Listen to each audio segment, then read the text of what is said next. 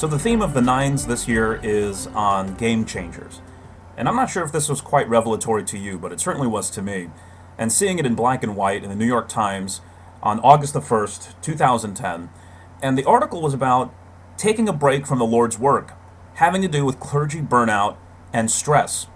And in the first few sentences of the article, it says that the findings have surfaced with ominous regularity over the last few years and with little notice. And here's what struck me. Members of the clergy now suffer from obesity, hypertension, and depression at rates higher than most Americans. In the last decade, their use of antidepressants has risen, while their life expectancy has fallen. Many would change jobs if they could. Now that's kind of sobering. And this is probably not why most of us got into ministry, was to do damage to our bodies and to our minds, our souls. And really the most important thing is to do damage to our families, because that's invariably what happens, because they're the closest to us in the midst of strife, whether we're dealing with difficulties in a local church, just the stuff that comes with everyday ministry, the road bumps that come along the way.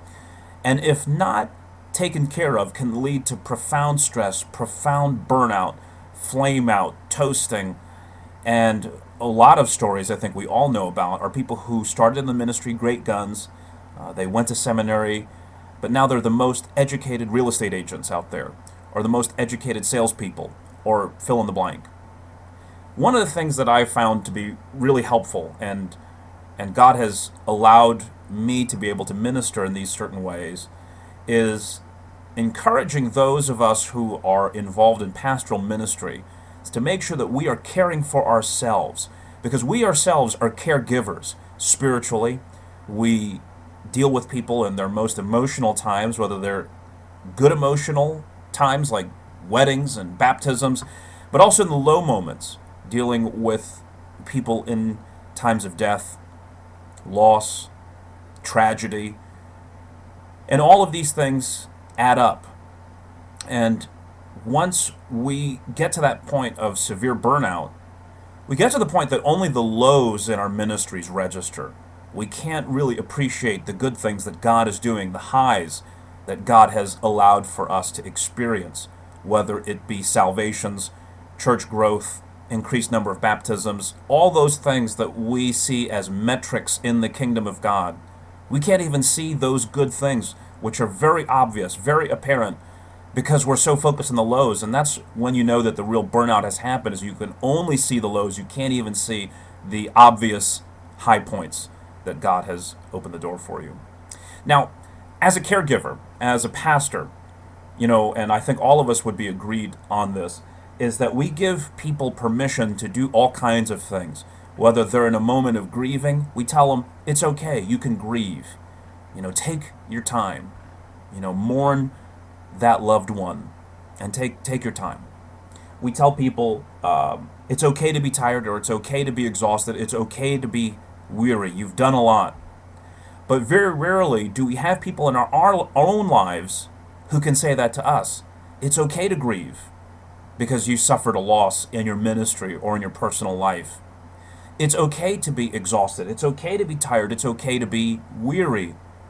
Very few of us have those kinds of safeguards in place where someone can give us permission to feel a certain way, or to be able to go through a certain difficulty, and to be able to do it in a way that honors God and still keeps us in the lane that God has called us to be as pastors or ministry leaders.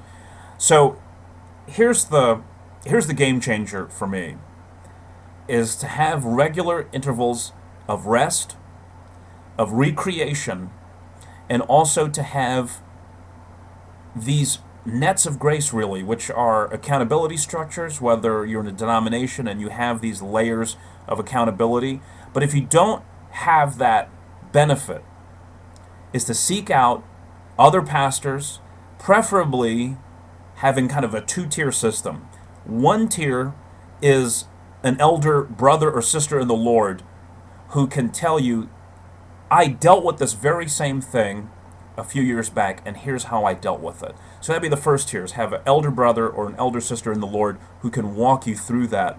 But then the other tier is also to have people who are contemporaries, people who are outside of your current ministry setup, who can speak into your life as a colleague and to be able to pray with you and to encourage you to have times set aside for rest with your family, recreation with your friends or with a hobby or whatever fills your tank, but to make sure that someone is holding you accountable, not necessarily a supervisor in ministry, but more of a peer or a colleague, and you can do this in a way that is mutual, and you're going to get a lot out of it. So I can speak to you out of experience out of that. So I hope that this has been an encouragement to you. This has been a game changer for me in the last few years of my ministry, and I hope it's a blessing to you where you are today.